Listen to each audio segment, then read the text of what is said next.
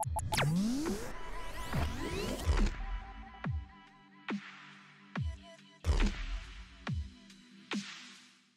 guys, Ash here from C4E along with my co-host Harris, and welcome to another episode of Ash Answers. Ash Answers is a show where we answer the questions that you tweet out to us with the hashtag Ash Answers. And in case you're wondering why I did that part of the intro, check out the bloopers! So, without further ado, let's get to the questions. And Harris, smile for the camera. Okay, see, he's doing something.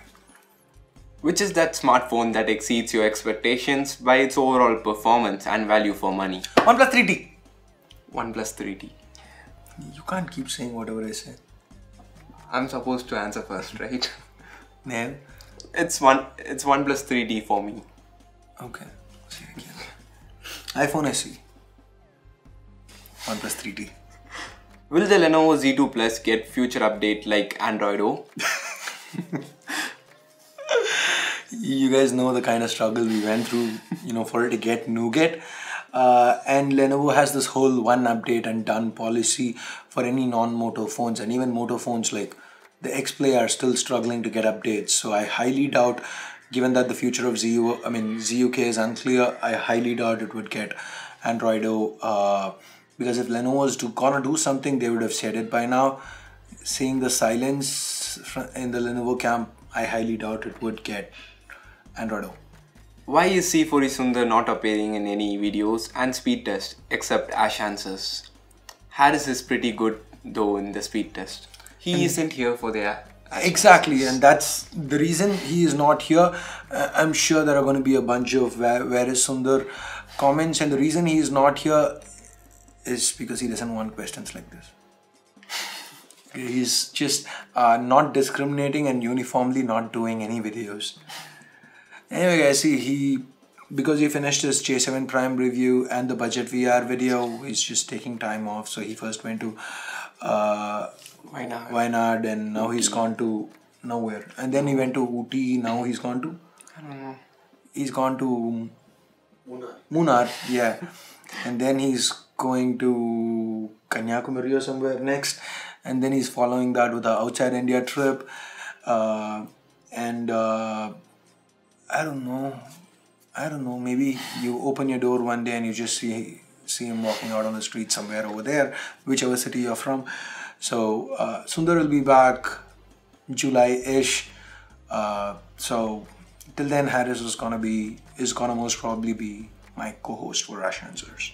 Since Apple is making phones from India, will there be reduction in the price? What are your thoughts?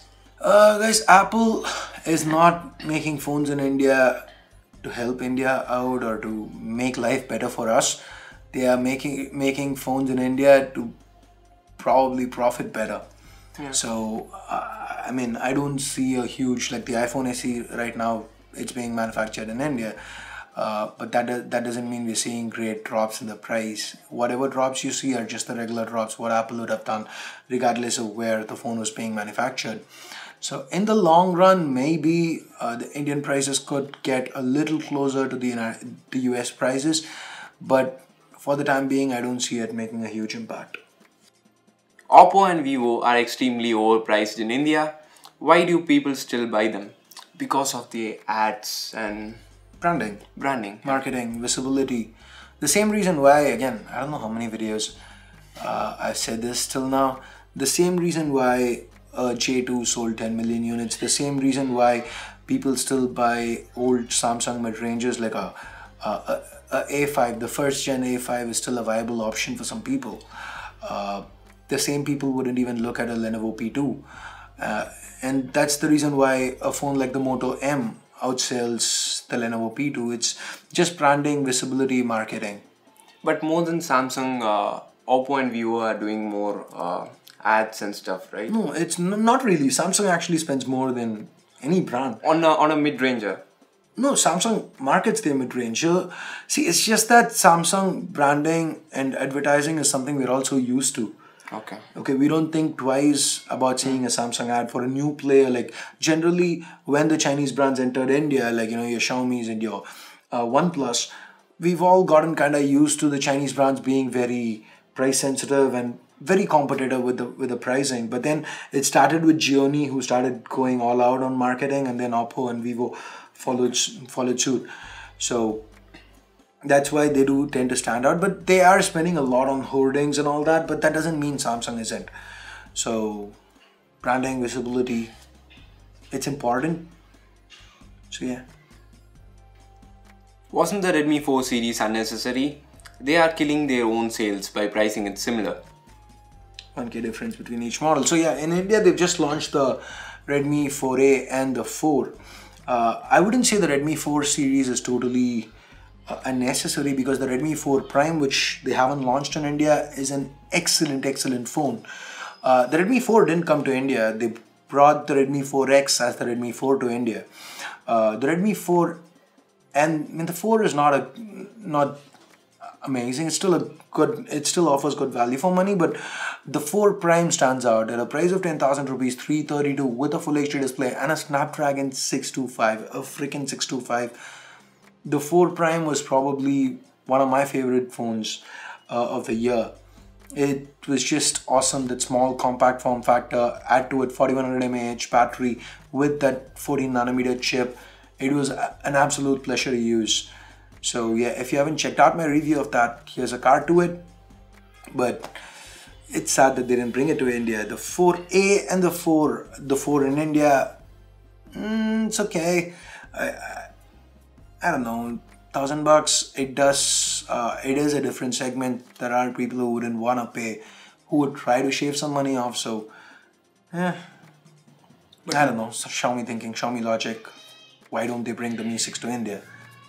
You know, most of the Xiaomi budget phones are going well in India. That's the reason they are introducing more and more phones in the budget category. But it's not like Indians wouldn't buy the more expensive phones. Like if you look at it, a OnePlus 3T is doing well in India, and that's a 30,000 rupee phone. Like when OnePlus launched initially in India, had somebody said, would you buy a OnePlus for 30,000 rupees? People would have said no. And the 128 gig variant, there are some people buying it. So 35,000 rupees, people are paying 35K for a OnePlus phone.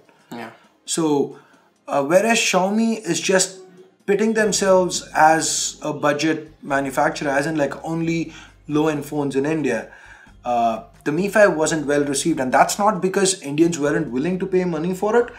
It was more of a case of they were selling the 4 gig RAM variant with the higher clock speed in China, and they weren't bringing it to India. Yeah.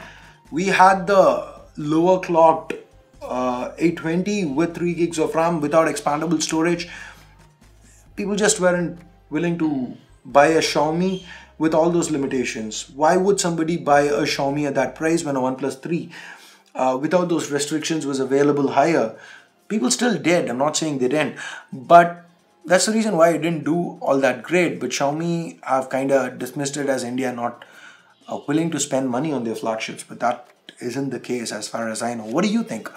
You know, do you feel Indians are just not willing to pay money for a Xiaomi phone, or do you feel it's more with regards to Xiaomi not offering the variants people want, you know, the black color variant of the Mi 5 which arrived very late, or with the Mi 4 wherein they just brought the 16 gig variant first, which didn't support 4G as well. Again, the lack of a 64 gig variant over here with the Mi 5, again a lack of the one with the regular 820. The underclocked 820 is what we got. Do you feel these are reasons why people wouldn't buy a Xiaomi, or was it just because you weren't willing to buy a Xiaomi phone at 25 grand? Let me know in the comments. What is your take on Mi 5 presently at 23K in India? Is it worth buying? Primary requirements of our performance and camera. So the 820 on a Mi 5 is definitely a good chip. Yes, it's underclocked, but it's definitely a good chip. But here's where my questions pop up, right? One, the 820 on the Mi 5, like I said, is good, but it's still underclocked, so it's not going to be a real 820. And on top of it, it's going to have to deal with Xiaomi's MIUI, which is a good interface, no doubts about it, but it is quite heavy. So on the other hand, we have something called the Moto G5, which has a close to stock Android implementation running on it. Yes, it's the 625. It's not going to be quite as powerful, but the 625 is a stellar chip. It can handle most day-to-day things without any issues, and even managed to run quite a few intensive games. So, and you would be saving quite a bit of money, because the G5 Plus comes in at around the 17,000 rupee mark. So you'd be saving yourself 6,000-7,000 rupees.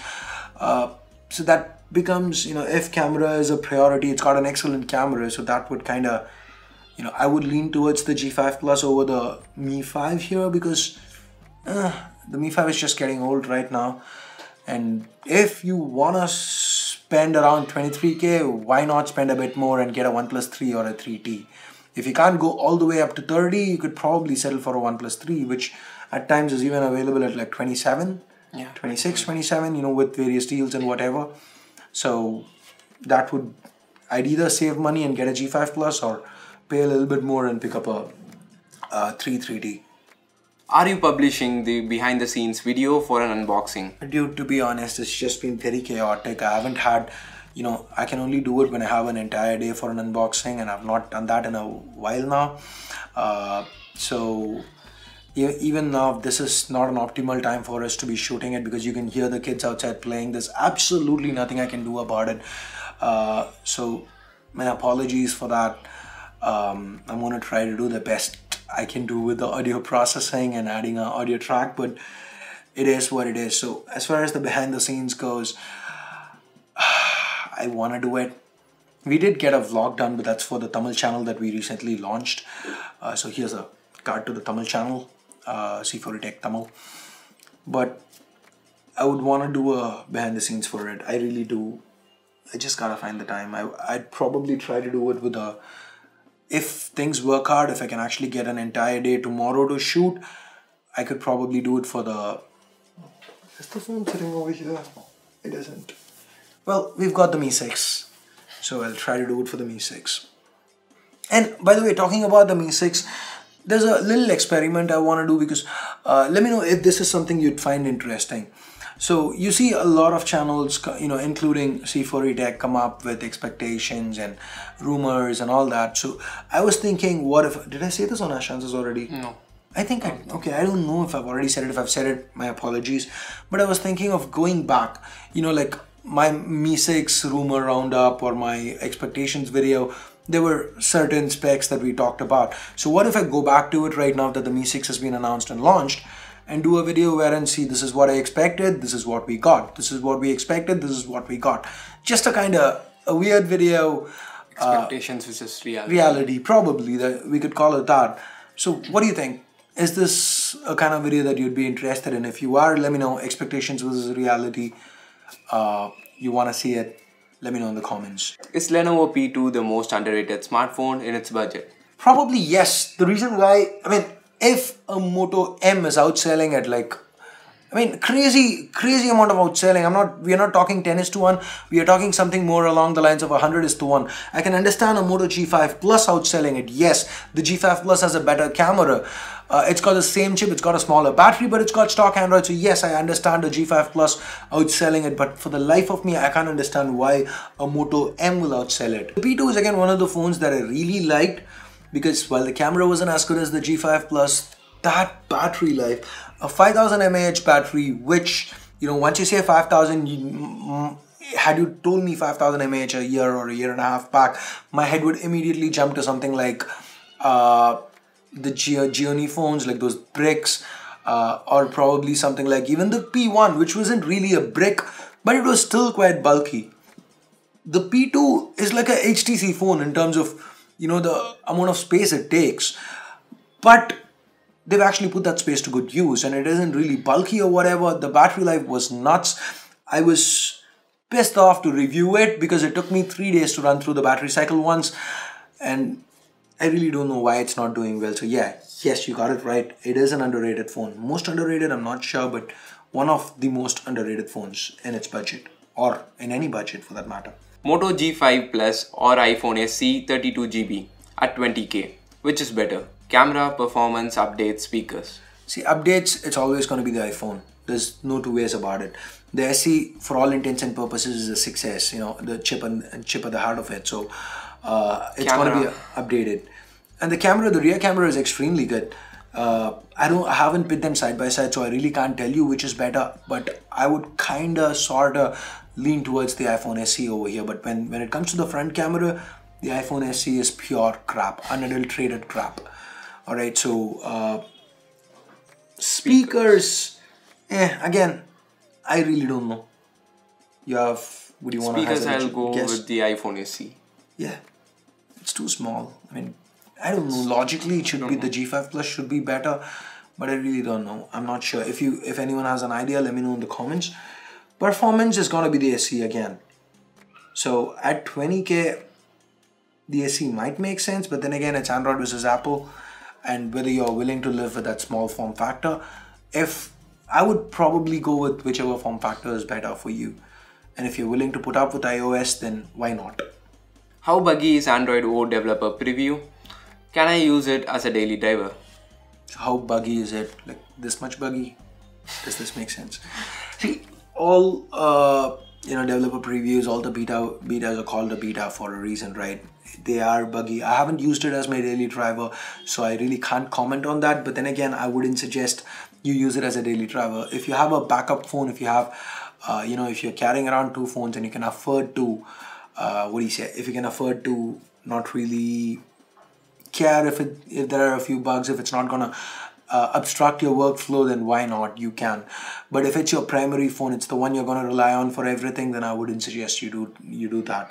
Because as far as I can remember, I remember reading about the Nexus 5 or 5X. I don't remember either of those actually being kind of unusable with the Android O. 5X probably. The 5 didn't get it right. Yeah, the 5X. Yeah. I'm sorry. The 5 didn't even get Nougat, right? It didn't because of that's the entire Project Treble thing, right? The 5 didn't get Nougat because for the 801 Qualcomm wouldn't support the 801 for Nougat. Yeah, I get that. I remember. So the 5X probably had some. The 5X was laggy, but it didn't have any bugs per se. Yeah, but it was laggy.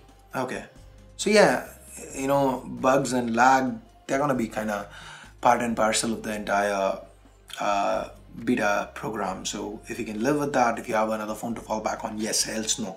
Which one to buy? Redmi Note 4 3GB variant or Redmi 4 4GB variant? Well, I would probably go with, again, whatever form factor you want.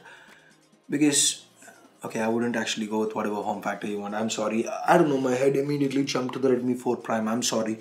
In this case, I'd probably go with the Redmi Note 4 3GB variant. Yes, you're going to be missing out on storage. You're going to be missing out on 1 gig of RAM. But then again, it's the 625, guys. The 625 is probably one of my favorite Qualcomm chips ever. I don't know, sometimes I find myself liking using 625 phones over the 820, 821s. I haven't used the 835 yet because both my, S8s, the S8 and the S8 Plus are Exynos. But yeah, I know it's blasphemy to say it. I prefer using 625 phones over 820. I understand it sounds crazy, but given that the 820, 821 is geared towards performance, the battery savings aren't that great. The battery savings you'd get with 14 nanometers. And again, when you look at it, all the 820s and 821s, they go into flagship phones. And flagship phones are those that brands wanna keep slim and sleek so that, they look great and more people are attracted to it and more people wanna drop that, the extra money on them. So which means, you're not really seeing great battery gains on devices with the 820, 821. They aren't bad, but you're not going to get a P2 kind of battery life or a Redmi Note 4 kind of battery life on any of these. So this generation of chips, I really loved using the 625, and I don't see myself trading the 625 for a lower end chip on the Redmi 4. So I would definitely go with the Redmi Note 4. And 1 GB of RAM doesn't do any difference in day-to-day usage. Yeah, not really. It could help you out, but then again, I wouldn't say it wouldn't make any difference. It would make a bit of a difference, but I believe the gains you'd get with the 625 far outweigh any kind of gains you get with the extra gig of RAM. End of the day, we are still talking MIUI, so we're not talking great RAM management anyway. Turning off, MIUI optimizations does help, but yeah, Redmi Note 4. Though I'm somebody who prefers smaller displays. What is your take on the current generation of smartwatches? Will it make a big impact or they will fail? Or will they fail? I believe they fail. Because if you just look at the news, guys, most brands are getting out of the smartwatch game. You know, it's just that I don't see a lot of people wanting to buy smartwatches. Yes, the Apple Watch, I see that with a lot of people. But then again, anything Apple sells, that's just the brand value that they have. But even a Samsung, what is that? The Gear S3, that was like, it got a lot of positive critical, it won a lot of critical acclaim. It was received very positively by the tech community. But then again, I don't see it in people's hands. You know, I just find it, for me personally, I can live, again, you know, Ashanti is kind of getting boring for me because I'm kind of repeating myself. I know it's different versions of it, but I've, you know, talked about my Charge 2 quite a bit. You know, I'm sorry if you've been watching all those episodes and I'm boring you right now, but then again, for those who haven't heard me say this before, the Charge 2, I can live with this. Why? Because I need to charge it once every week. But smartwatches are like once in 2.5 days. But then what does a half day get you? You know, you're still going to have to charge it at the end of the second day. So once every 2 days. Which means just to be safe, more often than not, you're just going to take it off and put it in the charger every day. And ever since I started using a smartphone, I haven't really owned a watch. I mean, the Fitbit products, not taking them into account, it just feels a little too unwieldy and big. And then on top of it, I still need to plug it in, another device to plug in. What are the gains? Notifications, yes. Quick replies, yes. But I haven't found them alluring enough for me to go through the hassle of plugging in one more device. So that's just me, and I feel the lower amount of sales that smartwatches are seeing these days means there are quite a few people who feel the same way. So unless and until they can add some great functionality to smartwatches, again, it's not gonna, you know, Samsung can't do it by themselves. If Google can add something, some way to make Android Wear a lot more useful, then maybe. Can Android Go do what Android One program couldn't? This is a wonderful question. So guys, for this we need to delve into why the Android One program failed, right? Android One is something that needs to be implemented in a market like India.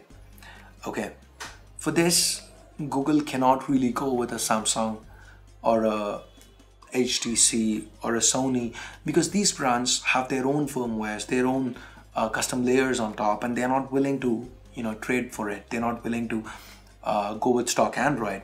So for this, they'll have to work with your, you know, tier 2 manufacturers, tier 2 brands rather, like your Micromaxes, your Lavas, your Carbons and so on. Spice is one they worked with.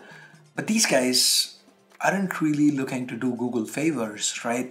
So with Android One, they expected Google, again, this is speculation because I don't have solid proof on it. I've got off-the-record conversations with people that confirm it, but again, I don't have any solid proof to back it up.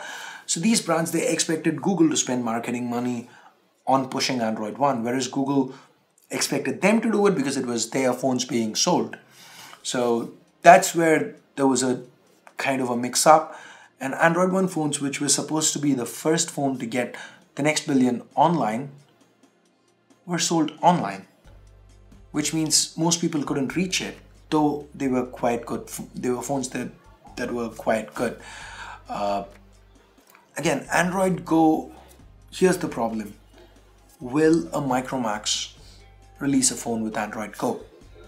While, you know, the strategy of a brand like Micromax or a Lava, you know, or a Carbon is to get people to buy their phones over and over again, because they're not really supporting their phones. They're not really selling any services. They don't even have an ecosystem. Like the last Micromax phone that came out, it came out with Chico's custom interface. They didn't even bother to put their own interface on top.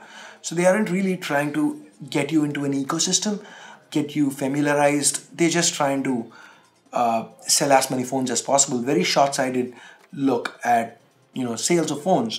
So will these guys be interested in selling you a phone that you wouldn't have to immediately upgrade from? I can see this happening if Android Go becomes big enough and they can use the term Android Go as they can use it as a marketing term, like put it on the box saying Android Go. But for it to get big enough, people like, you know, Carbon and Spice need to actually come up with phones running Android Go. So it's a vicious cycle. Will it happen? Will it not? What does Google have planned for it? Because they've already run into this exact scenario with Android One. So it's not like Google to make the same mistake twice. So they might have something up their sleeve. Only time will tell. Is the new Mi Router 3C good for 75 Mbps exact connection? Currently I have an N150 router, planning to upgrade. Thanks. I think it would be good. I haven't used the new router. I don't get review units from Xiaomi, so I haven't really managed to get my hands on one yet. And even if I could, I don't know if I'd be reviewing routers. It's never been my thing. I don't have experience doing it.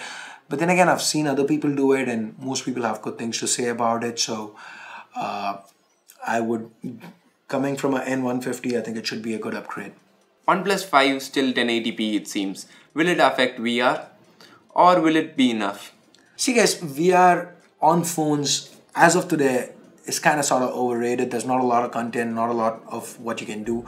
You get a VR headset, you play around with it for a while, and then that's it. So I don't think it should. It will definitely affect your VR experience. A Quad HD display is always going to be better for VR, but I really don't think that should be a big difference maker. Again, the gains, better VR experience, but on the losses side of things, higher cost of production, higher battery drain. Is it worth it? Are the trade-offs worth it? For a brand like OnePlus, I don't think they are. So even if they go 1080, which I actually am hoping they don't, because they've done 1080 for a while now, 1, 2, X, 3, 3T. So they've got to upgrade sometime enough, given that even Xiaomi didn't. But now that given other players like, you know, LAKEY and all that are coming up with Quad HD displays, maybe they will, maybe they won't. But I'm not gonna let the resolution of the display on the OnePlus 5 let me decide on if it's a good device for me or not. How much you pay to Sundar and Harris? So, for you guys who've been watching C4E Tech and Ash Answers for a while, you know that Sundar, you know what Sundar makes, 83 rupees. And Harris, you know, my budget was $100, so Harris makes the other 17. But fun story, you see Harris kind of poke fun at Sundar at times. That's because most of the times when it comes time for me to pay them, I only have a $100 note with me. I don't have exact change, so I actually give it to Sundar. And sometimes he doesn't pay him his $17, so he's really pissed at that. So Sundar kind of, you know, the original discrimination started with Sundar not paying Harris. And if you think this answer is really stupid, then try to think asking for somebody's pay public isn't that stupid. And if you're one of those people who go like, you make money shooting videos, then we deserve to know, then hell, I buy Samsung phones, so can I walk up to a Samsung VP and say, I bought your phone, tell me your salary, or any Samsung employee for that matter. Everybody makes phone. I mean, this is a society, we all make money off each other, that's how it works. And it just doesn't work that way, mate. When will you do Ryzen Build? You know, the previous build is just drawing to a close. I still have the build tutorial left, which hopefully in the next 2 weeks I could probably get that out at some point of time. The gaming and benchmarks went live today. When I say today, you're watching it on a Sunday, meaning yesterday for you. We're shooting it on a Saturday, so it's like today for us. So here's a card to that if you've not seen it yet. The Ryzen Build, I really want to do one. But again, guys, I'm frustrated AF working out of this place. It's just so crammed. And now that we've launched C4E Tech Tamil and we've got one guy working on it full time, and Sundar is going to come on full time soon. And Harris has been doing a lot more videos than he used to. So it's very, very chaotic, and getting all this set up for the PC build means nobody else can work till that build is done. And that means just like right now, all of yesterday I spent getting the gaming stuff sorted for the PC, which involved stuff that takes time, like, you know, downloading a benchmark or whatever, and all that time we couldn't do anything else. There are a couple of other videos we wanted to do, but since the table was tied up for the shoot, we couldn't really do anything else. And though the video itself doesn't take a lot of time, it takes away a lot of man hours, and it just gets very frustrating to do it in this cramped space. That said, I really want to do it. I've never done an AMD build in my life, so I really want to try it, but I can't really make any promises right now. Sorry. Do you think Xiaomi's growth caused an amount of tension for Samsung here in India? Yes, I think so, but Samsung's got their marketing and stuff, and Samsung mid-rangers are selling good. Yes, but no, sorry to interrupt, but that's what it is, right? The definition of Samsung's mid-ranger changed after Xiaomi came in. If you go back, we had really weird phones, okay? And I use weird instead of something like crappy because I don't want to hurt people who actually bought it. Stuff like the Grand and the Grand 2 and all those Grand phones, I mean, they were underpowered like crazy. And they were just bad, pure bad. And I'm pretty sure a lot of people fell to Samsung's marketing and did buy it. But nowadays, when you look at it, yes, they are still ripping out sensors, but the phones themselves aren't really bad. You look at a J5, a J7, a J7 Prime, and all these phones, it's like, why disable haptic feedback? Why not provide auto brightness? But those are the questions we ask. But overall, the phones themselves or the user experience is not really all that bad. And Samsung got really competitive with their J series, which was a direct reaction to the entry of Xiaomi, or rather Xiaomi and other Chinese players. So it did have an impact on Samsung, and that is why Samsung is being a lot more competitive, but it's still Samsung. They're still not going toe-to-toe in terms of specs, but the gap between a Samsung mid-ranger and a Redmi phone when it came in, and the gap between a Samsung mid-ranger today and a Redmi phone has definitely narrowed a lot more. And that gap, Samsung fills it in with marketing and just the sheer might of their marketing budget. Do you think Infinity Display from S8 will be followed to make much compact phones in future? Yes, so the bezel-less concept for compact phones, I've said this again a couple of weeks back, I would really love to see it. The 5.8-inch S8 is excellent. I really love it. It's quite compact, much more compact than I expected it to be. But still, it only leaves me wondering how a 5.1-inch S8 would have been, or even a 5-inch S8, or God forbid, a 4.7-inch S8. I mean, that would be amazing, right? You put here, you have a 4.7-inch S8, and then you've got the iPhone 4.7-inch. I mean, that would have been amazing to market. I don't know why Samsung wouldn't do it, but I would really love to see that. But then again, if Samsung ever did it, they'll call it a S8 Mini and throw on I don't know, Exynos 7870 inside. Hey Ash, so you often say while testing a phone, you play a lot of Crossy Road. What's your personal best, and other games do you all play, and what other games do you play? All right, so Crossy Road, I've not played it in a while.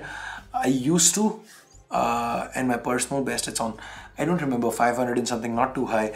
I think I actually Instagrammed a screenshot of it.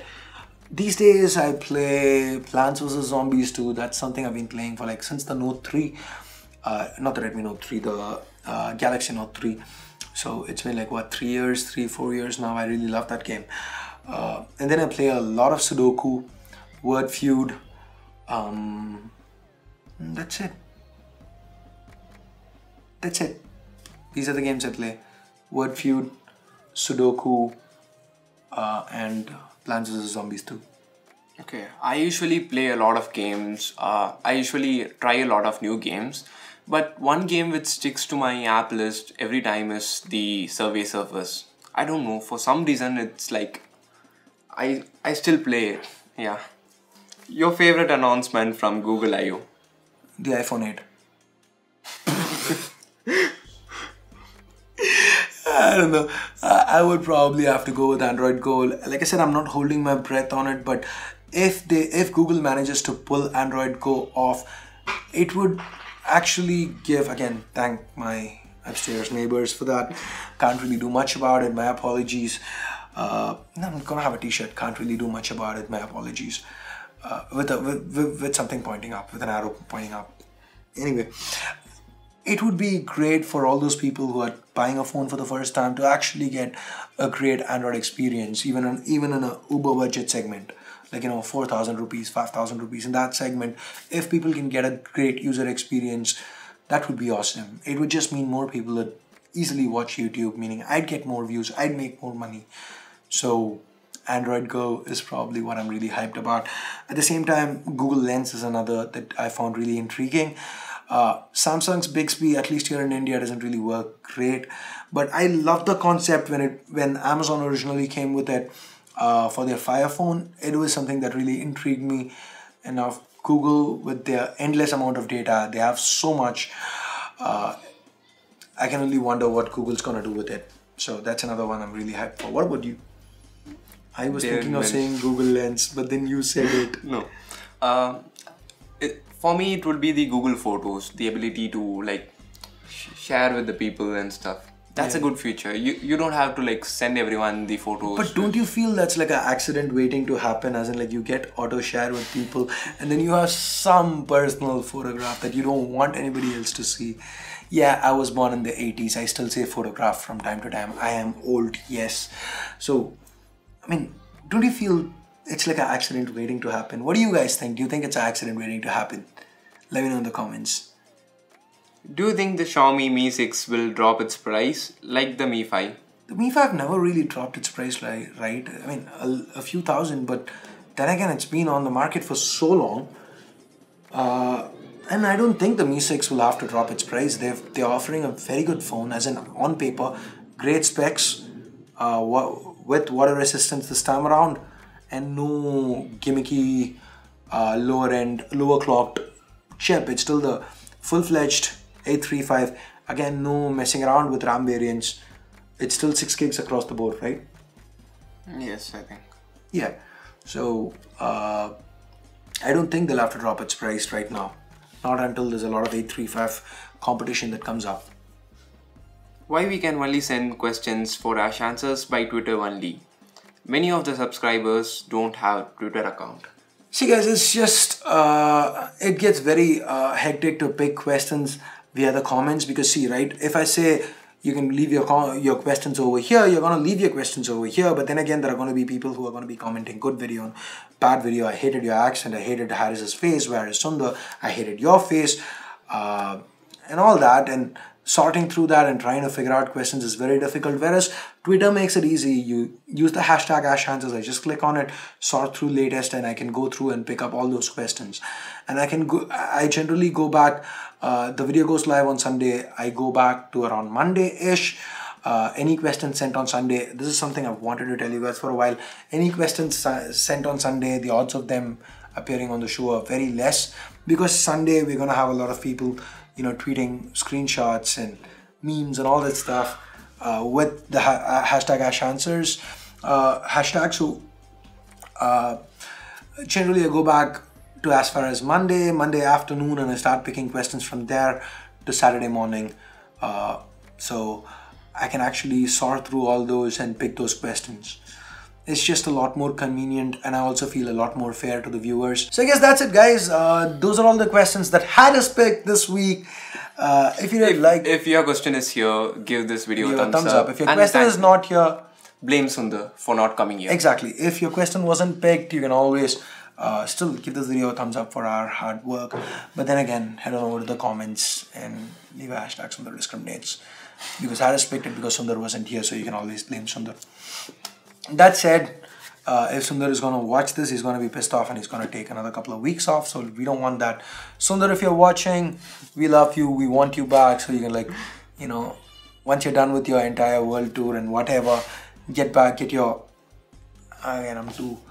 butt back. I'm just too lazy to bleep stuff out. Get your butt back here, ASAP. So anyway guys, that's it. If you did like the video, you know what to do.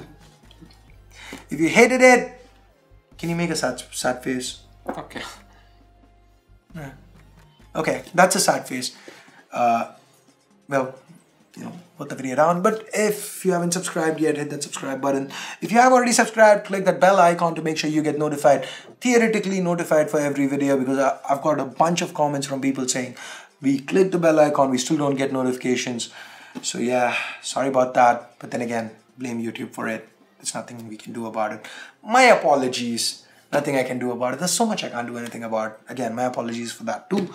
So that's it, guys. Thanks a lot for watching. And before we jump to bloopers, here's your C4E Tech Fan Corner.